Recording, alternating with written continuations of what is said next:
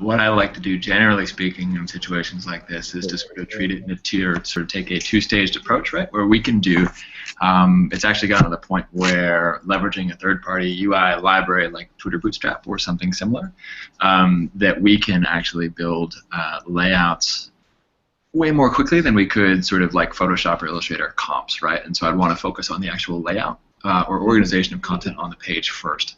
Right, so if we're going for a card thing, like a card thing, super easy to implement. And actually doing it in code, in addition to being faster, gives us a way better feel for how the thing is actually going to look and perform in different browsers, on different devices, on different, right, with all those different considerations in mind. And so I like to do layouts first, and then it becomes very easy once we sort of agree on information hierarchy and the general layout of the page to pull that down and pull it into Illustrator and sort of bring a level of brand level sort of styling and flourish over the top of it, if that all makes sense to you guys. Hey, Cameron. Hey. Hi. Do you use a mobile first approach? For this, yes. Okay. So it's going to work on my phone first, right? And it's going to work on my watch. It's going to work on your watch. If you want a sub 200 pixel breakpoint, I can make one for you. Watch first. Yeah. But yes, generally. How do you do your breakpoints, man? How do I do my breakpoints? Yeah. It depends on the layout, right? It depends on the content and the layout, and that's another reason why I like to do it. Like there are sort of generally understood breakpoints that you can start with, right? Like that anything below 782 pixels qualifies as a tablet or a big phone, you know, stuff like that. But ultimately, there's always a little bit of tweaking, usually within sort of 20 to 50 pixels, depending on the nature of the content and how it kind of wants to break, if that makes sense. So do you do device breakpoints or content breakpoints? Content breakpoints. You can't do device breakpoints. There are just too many of them. Good. Right. Good. Okay. Awesome. Cool. Yeah, so I think, I mean, to take, for instance, what Justin has just shared here on the learnpgh.heroku, to take that and to actually sort of build that into something that's a little bit more, this is the wrong word to use, but a little bit more substantive or a little bit more laid out, would be sort of a short hop, skip, and or jump. And I think would do a lot towards sort of figuring out what this thing wants to look like, if that makes sense to you guys. Yeah, it can. By the end, to have a brief or to have an initial sort of mock-up of the Explore page. Basically, like actually pulling in data and expressing it on a page of all the events. Yeah, that's exactly right. And so again, like the closer, I mean, we were talking about this back and forth about sort of seeding it with real data. The closer or the faster that we can get to that, the more effective everything else going forward will be. So I'm a strong proponent of getting real stuff in there as soon as possible. Yeah. And honestly, a good way to do that, Justin, might be to get those organizer admin logins and like a real simple form entry tool. Yeah. To get real data and really easily start to experiment with that. Are we still in Saxifrage Learn? Yeah. So looking at do we start looking at a sprint? Yeah, so we're looking at the road. On that? We're looking at the roadmap, which is on the GH Pages branch, and we're trying to sort of tweak and edit that. And that's out on Cydia's campus too, right? Yeah, Cydia has a campus. As a campus. We are now like software as a service. We Cydia as a a campus. Holy heck! Holy heck! What a world. Yeah, so yeah, we're looking at the roadmap, trying to define sprint for the week. Gotcha. Cool. So should we open up? Do we have a sprint milestone going? Or so yeah, I guess we can start while we're talking here and finding what we want to work on for the week. We can create or tweak issues and add them to milestone sprint 1. Cameron and Justin, since you're familiar with this pattern, I'd love to see you drive this. What do we do here? How do we manage these sprint tickets? Sure. I mean, if we were to go really hardcore about it, right, we would actually sort of get to a point where we're sort of arguing and ultimately assigning points to specific stories. I don't think we need to do that here.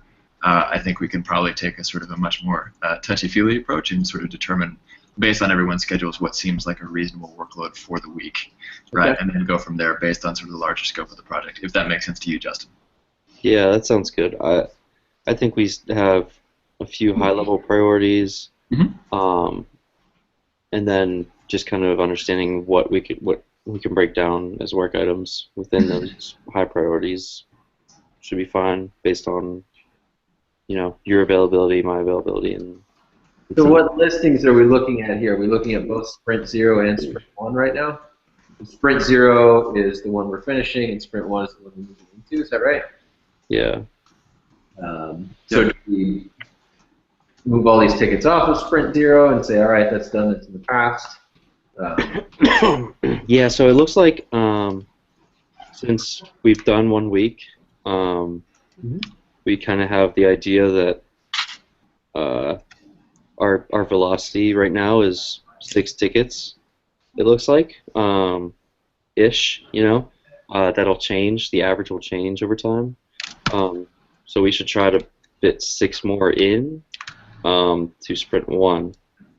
About, as a guideline for where we should be and how many things we should get done. Points if we were doing it more formally. Yeah, it's kind of like a rough guideline. So we have an idea of our capacity.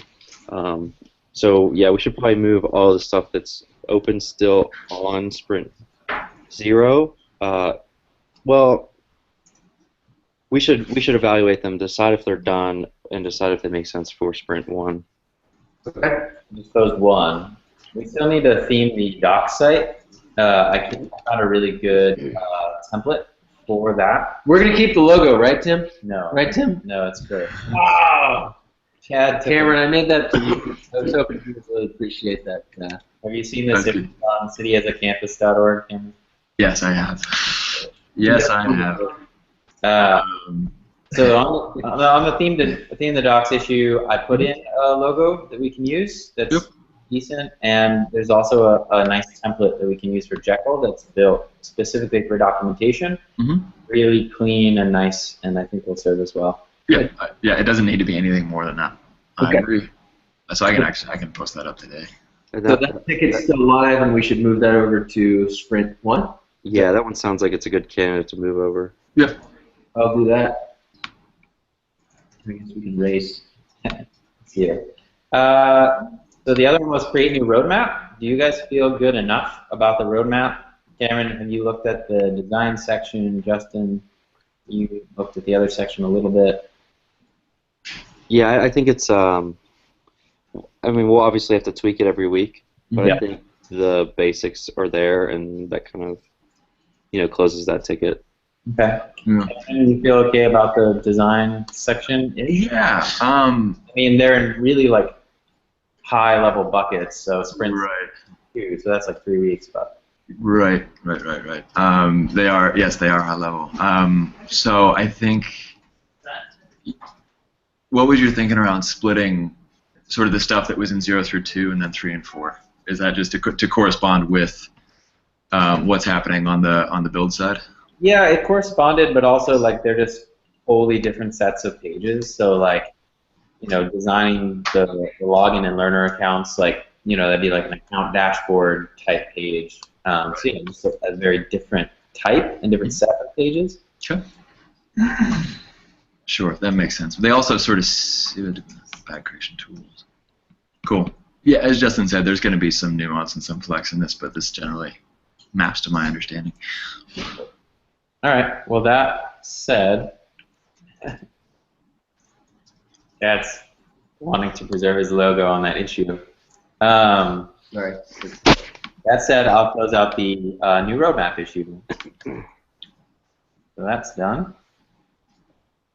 What else is left? How about CodeChip, Justin? What's the status of that? Figure out why CodeChip is building and pushes to Pages Branch. Is that closable, or should we move it to Sprint 1? Move it to Sprint 1. It's Okay. I don't. It's not like a big thing, so yeah. I'll just keep that as like a back burner issue. I want to figure that out because it's annoying me because I get notifications for every build.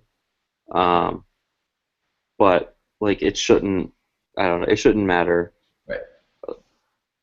It doesn't matter that much. It also I only get a certain number of builds a month, but Okay. hopefully those aren't counting towards those builds. I'll reach out to their support right now so that Yeah, because we're gonna keep making a lot of like tiny edits to that Markdown file. So. Yeah, so mark it done because I'm gonna reach out to them right now, and that will count as finishing that. All right. Well, Close it up. Maybe. We'll let you close. I think we should Okay. Yeah. just leave it on sprint 1. That's no big deal. So the biggest one that's left is the sketch out data model one, which we just talked about a little bit. Should we extend this through the next sprint to sort of like revise it, edit it, or do we feel good enough? There was that pull request from Matthew to change organizations to organizers. Were you able to pull that in yet, or?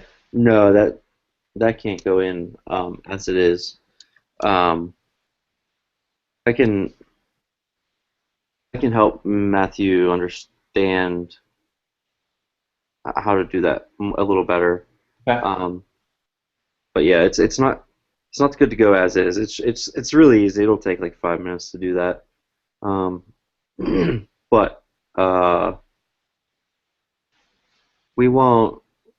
So I would say that this week should have a new ticket for revising the data model to be closer to the JSON LD stuff or the JSON examples. Okay. And should assign that to you then. Yeah. Cool. And I don't think that we should go to the extreme of exactly like the JSON models. This week we should just focus on getting it closer. That's all.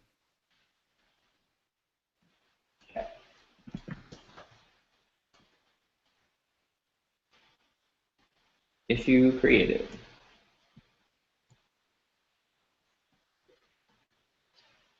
All right. Are there any other outstanding ones?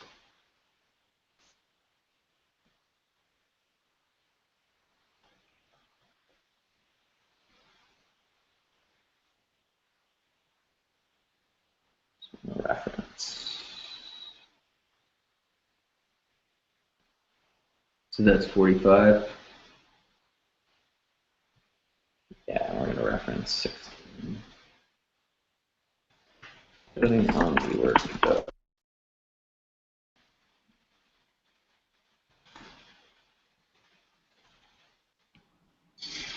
Cool. Are there any left in milestone 1 or 0? I see 2. All Or right. you just closed 16, right? Yeah, I'm just closing 16. All right, so now. installation instructions is the other one, which is not done yet, right? So it's Yeah, that's not done. We have Linux. Is that you, Justin? You're on Linux? You're muted. Are you And closing 16? Cameron is muted. Everyone's muted. I'm on Mac. I can. Who created Let's- Linux? Let's not move that one over. Let's just let me finish that one today. Wait, is that legal? It's within the bounds. No, I don't think it is, Justin. We should talk about this. It's not. We it's should not open worth- another issue. We should. No, I don't need any more email. Yeah. I'll just do that one today. It's a silly one. The issue will still be open. All right, so we're done here with milestone 0. Now we're on to sprint 1. So we've got a bunch of holdovers. We have the new revised data model 1.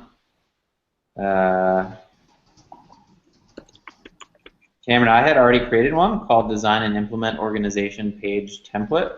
Mhm. Is that sort of what you were talking about before? Is that right? Sure. I mean, I think there are. And let me just pull up the roadmap again. Right, you have it broken down into. That's just one of them. So really we want organization pages and the explore page more generally. Right. Cool. Well, so there's going to be an individual sort of event or opportunity page. There's going to be an individual organization page that is a group of events. And then there's going to be the explore page on top of that, right? And then within that, there are going to be sort of topic or category pages. In addition, those are the 4 kind of main big things to start out with, right? Mm-hmm. Yeah, I guess we could have pages I don't know. So the City Learning site doesn't have topical pages for topics themselves. We just filter everything on the Explore page. Okay. Sure, and we can certainly leverage the same patterns from page to page, but we could have subtopic pages for our major topic areas. It could be kind of cool actually to add some kind of rich content. Like if you have a food and gardening topic page, yeah, have a really nice image and kind of a description of the area. And that's right. Actually, I like that idea. Yeah, so we should do that. Yeah, a description of sort of what, for instance, I'm looking at the National.City Learning again, the difference between coding and games versus designing and making versus media, right? Like just to sort of I guess, define our terms. And then it probably makes sense to actually, and Justin, tell me to shut up if this doesn't, but to use the topic pages or treat them as a combination both of events and relevant organizations who have sort of identified, right, like Assemble and Making, right? Like if I'm interested in designing and making, I'm going to be curious about what Assemble is doing. Does that make sense? Yes. Sorry, I was on another tab. You're fired. Yes, it makes sense. And we can make a general. We can make anything like topicable. I'm trying to think of the word for it. We can assign a topic to anything. We would have to add a topic, or in the data model, I have it as category. But we'd have to add a category data type to the organization object. Yeah, which wouldn't actually be a huge deal. I like that. Yeah, categorizable. We can make anything categorizable, so that'll be fun. Yeah. So Cameron, I really like this topic page idea. It actually matches up with another idea that I've been having prior to sort of drowning a little bit in the series of work around this idea of pages for learning communities. Okay.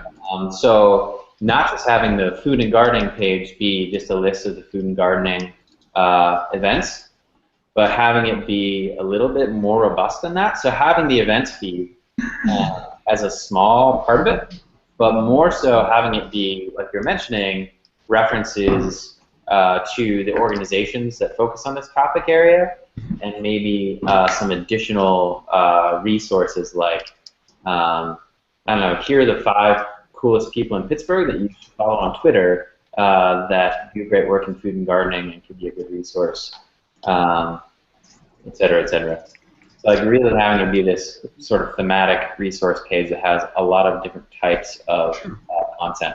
Okay, so who would you envision, right? So within an organization page, obviously there will be sort of an organizational admin or somebody identified as kind of the curator of that page. Who do you think would be the comp for a topic page like that?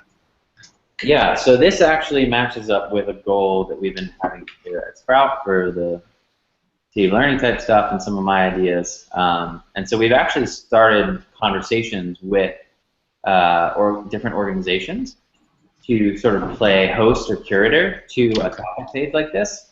The original conversation, which is something that we'll get towards down the road, is building out these really beautiful, interactive, data-driven visualizations that are sort of resource maps. So actually taking like 60 pieces of learning content and mapping them onto like a visual syllabus. So like if you want to become a farmer, these are the 60 things you have to do that are in Pittsburgh and online to get to the end of that map. You know, think about sphere grid skill tree from a video game. So building out a beautiful map like that. Okay. So we were talking to organizations as kind of being host or curator to that type of skill map, but sort of relatedly being host or curator to a topic page. Before that happens, I think I would just be the curator of the page itself. Okay. So there would be some kind of we do have to account for like, admin level sort of editing then or curation. Eventually, yeah. Probably don't need to worry about that in the near term, though. That's a good question. Because I think, yeah, initially I'll just do all of it, and then later on we can build a... Okay. Let's leave that for much later because that's going to add some lot. complexity. Yeah. Yeah. So Justin, though, briefly, the idea of the topic page, as Tim has described, does that make sense to you? Yeah. I from a high levels, until we get users involved in editing that, Sure. it'll be pretty straightforward and pretty easy. Okay, so let's talk about then just for V1. If a topic page is a combination of probably three things, right? There's a definition of the topic itself, with probably a corresponding icon, and then there is sort of relevant events that have been tagged by users as pertaining to that topic, and then there are relevant organizations that promote or sort of otherwise organize events that are pertaining to that topic. Does that make sense to you, Justin? Okay, great. Next question there would be, do we want to sort of launch? It seems like we probably want to launch with a fixed list rather than get into a scenario where users are sort of creating or submitting new topics over time. And then sort of as we need to, we can flesh that out. Agreed? Yeah. Agreed. Cool. So that all that content then, like the definition, the icon, that can all be static or something predefined that we don't need to account for in the app itself. Right. Yeah, eventually I think the topical thing could evolve to be something really interesting and kind of complicated. Yeah. Because we have a lot of relationships between like topics, subtopics, etc. Right. Yeah, I think to start we'll just have a static list of like 8 to 12 things. That sounds fantastic. Yeah, I mean we could get buried, like the idea of like that sort of topic-based mind map thing. Like we could live for 3 months just in that. Yeah. Yeah. So I think that makes sense if it makes sense to everybody else. Great. But anyway, then, so just to recap, right? We have an event page, we have an organization page, and we have a topic page, and then we have a general sort of search or explore. Again, those can be sort of obviously thematically pretty similar. It can actually probably leverage for the most part the same UI patterns throughout. But those would be the 4 that I would want to focus on in sort of sprints 1 and 2 to get those sort of spec'd out, built up using live data, and to a point where everyone agrees, like, yes, this fulfills the use case. Is that cool? Yeah, sounds good. Awesome. GitHub is totally broken. I don't think it's. You know what? They're being DDoSed. Okay. Really?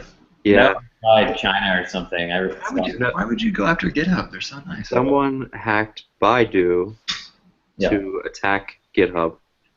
Damn. Wow. Yeah. Cool. You know you've arrived when? They've arrived a long time ago. My comment went through twice. So related to your work, Cameron, it might make sense to have a conversation about how we are actually pulling the data into the view. Okay. So back to the age-old conversation about our stack and if and how we might use Angular and or API.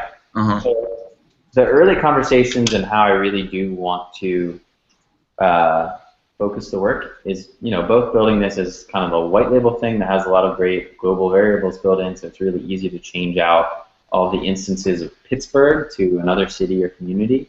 But also, this idea of being able to create the CNAMEs for organizations to host their own pages within their sites, and even more, being able to utilize the Explore functionality as sort of native integration within someone else's page. So Chad had the idea, I think when we were talking last week, that even when we set up our Explore page, we could do it with this in mind. So I think I referenced that in the roadmap, sort of thinking about our Explore page as a 3-layer cake. So you have the entire page, which includes basically 3 elements. You have sort of the nav and the footer, which are the global parts. You have the actual Explore page functionality, which includes like the menu and the search bar, and then you just have the raw sort of event feed. Right. And the thought was that, if we could sort of break those into 3 separate elements, then we would provide those. So the 3 elements are our nav and footer. The second part is the organization sort of logo and their information, right? Mm-hmm. And then the third part is the feed of events. So if we want to do those CNAME pages, basically we would just remove our nav and footer and leave the organization sort of header and the event feed. If we wanted to embed it natively into an organization's own site with their nav bar, we would remove the organizational sort of header portion and just give them the event feed. The thing I was actually suggesting went one step beyond that, Yeah. which is to say that if we build this page in a client-heavy way where we're using a JSON endpoint to serve all the data, then that JSON endpoint that we use to serve the data that populates the page on our site is also available to anybody, a larger organization that does want to have a very customized look and feel implementation on their own site. They've got the same JSON endpoint that we're using, right? So like you can kind of pick where you want to be on the stack. Sure. Okay. So basically building the API and using it with ourselves as the first user of the API. Right. Okay. Building the page as a something that's rendered on the client side, not on the server side. Sure. But Theoretically, that does make sense. If you don't mind us backing up just a second, right, into those three use cases, Tim, that you just described. Again, do we want to get into a scenario where we are sort of stripping ourselves from the event page as it's being presented? Does that question make sense? So it seems that, again, like we sort of touched on this before, right? The goal is to be an aggregator of all things educational, and that's going to be sort of the core value, that I can go to a single place and I can see a whole schedule or a list of things that cut across organization and topic and whatever else. I totally understand organizations wanting to have sort of some control over the presentation of their page, but do we want to totally take their page outside the context of the site that we're building? Because that seems almost counter. So yeah, I think we had this conversation a little bit before. Mm-hmm. Just to clarify, the page that I'm talking about to sort of do this three-layer cake thing is the organization page. Right. The main Explore page, right? Mm-hmm. Yeah, my thought was by doing this, by having those three options, right? So you can go to cityasacampus.org/assemble, yep. or you can go to assemble.org/learn, right, CNAMEd page, mm-hmm. or you could go to, just assemble.org/events or whatever. Okay. Single page with the nav bar, right, the embedded information, and I think the motivation there is that making a distributed network of learning opportunities across the city that is represented, yes, on our main site where it aggregates everything, yeah, but it's also showing up in all these little sort of instances around the city, but they're all connected, and that's the really important part. I think by doing that, so when someone clicks on an event within that feed, it will take them to our site. okay. And then they'll be able to see, like, oh my gosh, I was just going to look at Assemble, but then I found out about all these other cool things, right? So it's a way for us to kind of like have a sort of killer marketing presence in a way in the websites of all of our partners, right, that funnels people back into the main site. Mm-hmm. But it also provides our partners with a really great resource so that they do not have to recreate the list and feed of all their events on their site. Because they're already going to do that, right? Assemble is not going to not list their events on their own site. So this just enables them to do that really easily without having to do double data entry. Okay. And so you're thinking, right, that if I come to the Assemble page via our site versus their site, that the presentation of those, while sort of the information is the same, the presentation of those pages will be different in that it'll be very sort of Assemble focused. Right, like we won't have sort of our top-level navigation on the Assemble side. Yeah, because we have two customers, right? We're a marketplace. And so our customers are the individual on the one hand, right, for whom the core value is, I want a topic that has 70 courses or 70 opportunities across 20 different organizations. But then we do also have the organization as a customer of ours. Right? And that's, I think, what the tension is here, right? Is that the organization is actually a customer of ours, we do actually have to serve them and Yeah. provide value for them on their terms. Right. That means that looks different than what the user, what an individual, I don't know, consumer, what we're going to call them, student, I guess. Yeah. Yeah, so from the student's perspective, yeah, they'd rather have more options and not just see Assemble. Right. They'll get that and become to our site. But if they're already just going to Assemble's site, Mm-hmm. the next best thing we can do is, yes, just show them the Assemble events on Assemble's site. Mm-hmm. Those all link back to the City as a Campus page where they can see everything. Okay. Which I think is pretty exciting for me. And yeah, especially I think from the marketing standpoint, could be pretty cool. Like if we have 50 partner organizations that start using this and integrate it into their site and have a CNAME page or an embed, whatever it is, Right. And they each have, an average of 5,000 visitors a month, Mm-hmm. then that's a really great sort of leg up for us. Sure. Makes sense. Back to my original question, though, those layouts are going to be fundamentally different in some way. Yeah, so that sort of goes back to that 3-layer cake idea in terms of not duplicating effort on our side. I was like really trying to think of the nav bar, the section where the organization's header is displayed on the organization page, and the actual events feed. Bringing those 3 separate elements because they will be shared out differently. So whenever we create the CNAME page for the organization, Mm-hmm. we'll remove our nav bar and just give them their header, Right. the Explore page, and maybe some, like Twitter, go back to City's Campus main page link or something. And then whenever it's just the embed in their page natively, it will remove both our nav and the organization header and just give you. Cool. From a technical perspective, Justin, Chad, how do you guys feel about that? Is that something that is easily doable? Because that sort of that I don't know. Like, do you guys feel comfortable with that? We're Rails well enough, but we can make it do what we need, right? Stretching. Yeah. Tracking. I think I'm gonna go talk to way Chad put it. Cody.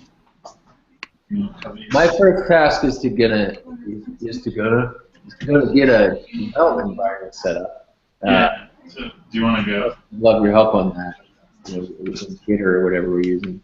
But I think you're right, Cameron, that we need to spike that out because that's a pretty fundamental part of the architecture here, is figuring out that CNAMing and how we're going to be able to set up those views and whatnot. So we should probably make a ticket for that, add it to the sprint, and I'm happy to work on that once I get a dev environment set up today. Sweet. That's awesome. Yeah. I certainly don't need to be difficult. I just I'm not aware of a precedent for that in quite the same way. Yeah.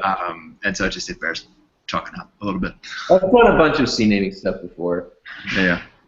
Right, but I mean, like the CNAMing stuff, but like sort of the presentation of information, like different presentation of information based on sort of how I'm accessing. Mm-hmm. Yeah. Right.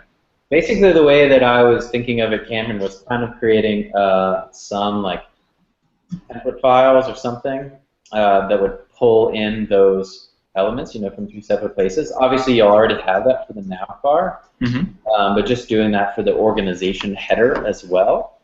And then, basically the org page is just represented by like 4 templates: the nav, the org header, the events feed, and the footer. And we just use some of those templates for the CNAME and only one of them for the embed. I agree that it is a risk for us right now. I don't know how easy it's going to be to do in Rails. I could imagine it either way. Like I could imagine it being like, oh yeah, there's this plugin, and you just drop that in, and then you template based on, you pick your view based on the host header or whatever. But I could also imagine it being the opposite. That it's like, actually Rails does everything one way, and that's not omakase or whatever to try and do. That actually makes it really difficult. I just don't know enough yet. Sure. So you're welcome to come as well. I mean, we can serve up just blank content through something through a special route for things if it comes down to it. There's going to be ways to do it for sure. Okay, great. Awesome. So I think we would need to then not have sorry, we would not need to necessarily get this squared away next week or the week after, but based on the roadmap, probably within about 3 weeks or mid-April, we would need to have a pretty solid go forward on that, just because it'll determine how, right? If we break things out into partials versus whole views, right? Like, Okay.